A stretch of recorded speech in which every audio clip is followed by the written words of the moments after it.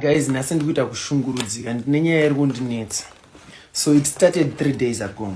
This big client of mine anotenga singaite mufesi here.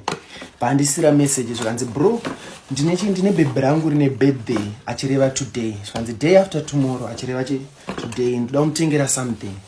Pandati it's okay, don't worry, I got you. Ndine variety. Ndamutumira ma pictures baba aona. But hapo bato ya kushop nezuro manje. Bato mtengera something ka Jordan 1 ke pink, bato mtengera kachi kabutska yakaya. Bato doesn't bato kafaria. Then kombokazoita nezuro manje. But this other guy, but hey bro, ndakangano bipedrechi rebebe rangu chi mangwana achireva nasi.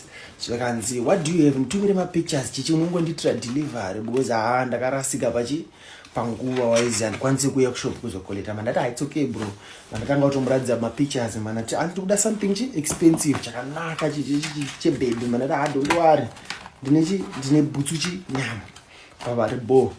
Saka zvaitika manje zvazoitika nhasi makuseni manje kutogadzira butsu iyi ndokuti mira ndiendese butsu iyi waizi ndikuona munhu akaiswa pastatus neboys rese iri 2 zvikanzi happy birthday my love, I love you so much. Vese vakaisa machi same status ini waizi. Saka nyaya iri kundishungurudza manje ndeyekuti ndikundiwada kugadzirisa nyika. Ndoita sei? Should I tell them kana should I just mind my own business? Ndongodeliver hangu butsu ndosiyana nazvo. Ramwe moyo wangu kuti ngatingogadzirisa nyika wangu.